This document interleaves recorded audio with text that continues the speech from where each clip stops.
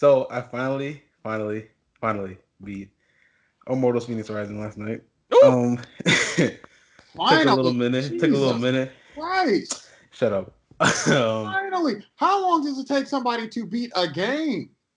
Oh, I'm sorry. I like to save my games. I'm sorry how for long not it take being you? so How long fast. it take you to eat dinner? You like to savor your dinner too? I do. Take about a couple days. couple days, couple days to eat. You know what I'm saying? Take a bite here, wait an hour, take another bite. Yeah, it was like I said before, game is really fun. The last boss fight, I would say I was stuck on that for like at least half hour, 45 minutes, because like 45 minutes. you face him before, but then like for some reason he gets all Super Saiyan and like he just like takes some kind of poison where that like increases his strength. Even though you had the power of like the gods on your side, it's like when you hit him, you barely do anything. You barely do any damage. So it's like you had to be real strategic in what you were doing. And obviously, I'll take some fault in that because in the game, it's one of those games where you can like do side quests to like power up your weapons, get more stamina, get more health. And I've done a lot of those things, but I ain't doing as much as I probably should have. So it took me a lot longer than it should have. But I I was mean, gonna ask you if it was a side quest, you could have walked in there, with a highest power boost, looking all unassuming, and just have had done all the quests on the side prior. But you but answered that. see, if I did all the side quests, then it would take me a whole lot longer to beat the game. So Mm. because I've done a lot of them. I've done a couple of them, but there's like a Yeah. lot to do. It's regular Ubisoft like Assassin's Creed type games, so Oh man. it's like one of those type of things, or like I don't even. It was like the newer kind of Assassin's Creed, where it's like there's like so many side quests away from the main mission and whatnot that could like get you abilities and like get you like different power ups, and it's a lot, and that could like basically stretch the game from like maybe 30 hours to like maybe 45, 40 hours. We've come we've come a long way from like Prince of Persia, which was very linear, a couple of hidden things here and there, which was a linear game, to Assassin's Creed's 1, 2, Brotherhood, where there were things you could do, kind of like open save the public type thing, save people or stop a mugging or steal something or whatever. Like maybe a handful, but they were so spread out sometimes you didn't want to do it. And I was determined, like in Assassin's Creed 2, to do it. And I platinum that, but I don't think I did that even in like Assassin's Creed 4 with the pirates and the boat. Like there was like these mega ships I never went to fight. Like I think I didn't even max out my ship. So I feel that on like finishing the main story and kind of like, do you want to do some of those side quests? There's a lot, and it's a Yeah. lot, and we've come a long way since like even 4, because then there's Origins and Mm-hmm. the other one, and then the Valhalla John. This is kind of like on some Skyrim level stuff now at this point. This is So a very interesting conversation because, first of all, I'm very happy, Phoenix, that you skipped Assassin's Creed 3. I thought we were just going to stop at. what That's the was first one. Assassin's That's the Creed? that's What the was first one I Assassin's Creed played 3? too. I know, right? What was that? That's the first one I I'm played very, too. I'm That's very, crazy. I'm very happy that you said 1, you said 2, Brotherhood, etc. I was like, okay, bet you can honestly stop here. You went to Black Flag, and I was like, that's great too.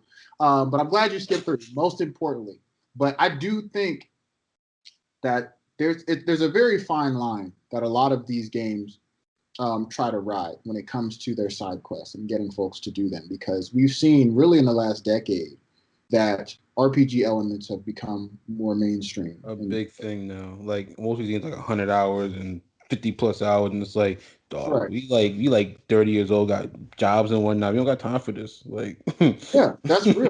That's real. And so even though I'd be cracking on you for taking so long, like I do understand it. All jokes aside, and it is true. Like it takes a lot of time to sit down and devote to these games. And I think it's a challenge to these developers to make these games that much more compelling, to where you say, you know what, like I want to do some of this extra content in the game, because that's really what it is. Like, yes, there's a main storyline for you to complete when you're playing the Elder Scrolls or you're playing The Witcher or whatever. There is a main storyline for you to complete, but there's also all these things along the way. There's subplots. There's different roles for people to play. There's different cultures that you can explore. There's all these different little bits of society that they weave into the game as well. But really, if they're not compelling, then consequently, you won't be compelled to try it or play it. And I think for a lot of games, what happens is they get tedious. not enough effort is kind of put into it. And that's kind of where we see, you do some of these side quests and you're like, this is another side quest, a run-of-the-mill side quest. I've done this before. Mm-hmm. I can skip the rest of them because I don't need to do them. I don't think I'll get enough joy out of them, right? Even in some games like, maybe Spider-Man, which I've platinumed, right? Or, some of the Arkham games, right? Which one? Spider-Man or the Miles Morales? Both, right? I mean, they're both true. great. Right. And I platinumed, the original Spider-Man, and then for Miles Morales, I think I 97%ed it or something. But, after a while, right, it's just, okay, you went and did this fighting challenge here, and now you can go do these other 30. You know what I'm saying? And it's kind of like, Right. And the compelling piece for that is that, well, the fighting is so fun that I will enjoy doing all of these, right? That's the selling point. Right? Or you try to beat it in different ways to challenge yourself. Mm-hmm. And you go, well, I opened it up swinging at villain on roof, villain second level. But what if I scale, take down villain on roof, web him here, and still stealth take down villain 2 and 3 who's walking? Or, work on the floor here, make villain up roof look down, distract him from villain 2, 3, sneak take down 2, 3. There's ways you could think about it if you want to be that guy or girl. Yeah, if you and want to that's be that great person. because what that speaks to is the gameplay being so good that I want to spend my time playing the game in different ways to enjoy the gameplay. It's less of me exploring the world and stuff and more of me exploring the gameplay. Like, what else can I do with Miles? What else can I do with Peter? How can I whoop these 3 dudes where none of them see me? And then Miles go invisible and then go stealth take down these other 2 dudes. You know what I'm saying? I'll say this one thing made me think of this hot moment. I think it was either in 2. I'm pretty sure it was in 2 when Ezio had the knives. You had the disposable knives. And I could swear there's one dude, like in Assassin's Creed, if you scared the dudes enough or you beat up 3 or 4, one will eventually be like, I don't want the smoke, and try to run. Mm-hmm. And I swear, I think I remember, people have probably definitely done this for those that might be listening to the pod, as they try to run and the way Ezio just tosses the knife. I remember tossing the knife and Bull trying to run and and he's down. And it's like, the mechanics be like, there's no way a knife is going to travel like that, but I'll take it. I will take it. It is again. It was fun though. When it made contact and you heard it stick and you seen him go down, you're like, hey. and then the pulsate joint that it did, like, like, you know what I'm saying, like, and that's what I think is really key because there are some games out there that I think the folks know, like, yeah, we're giving them a lot of content, a lot of missions, and they all might kind of be similar. Everybody can't be Witcher 3, which I've constantly praised for having side missions and we know. We know. We're talking about subquests and side missions that are better than the severe majority of the industry's main campaigns or side quests in The Witcher 3. That's serious. You know what I mean? And, a lot of games can't do that. And I think when they realize that, you double down on the gameplay. This has to be fun so that I can use these tedious things as a way to explore more of the gameplay, which is fun. Whereas The Witcher kind of gave you both. So then you have games like Ghost of Tsushima, which, in my opinion, huge Game of the Year candidate. Ghost of Tsushima is wonderful. But even some of Ghost of Tsushima's side quests were, got tedious after a while. Right? They were tedious, but the combat was so fire. You've been like, you know what? Let's just, Exactly. The combat was so fire.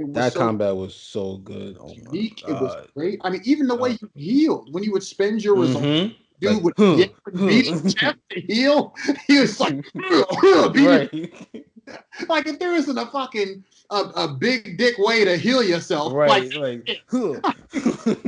Like for toxic real. masculinity. I just killed. Hey, you know what I'm saying? Hey, that is the most toxic way a man can heal himself. You slay 5 other dudes and then you beat your chest and yell, and then you heal yourself. That is it. Okay, that's it. Now don't give me no medic. Don't have nobody come bandage me up. Nah, I got this. I'm about to yell and beat my chest. But also, what I will say is that does come from a real place in ancient Japan.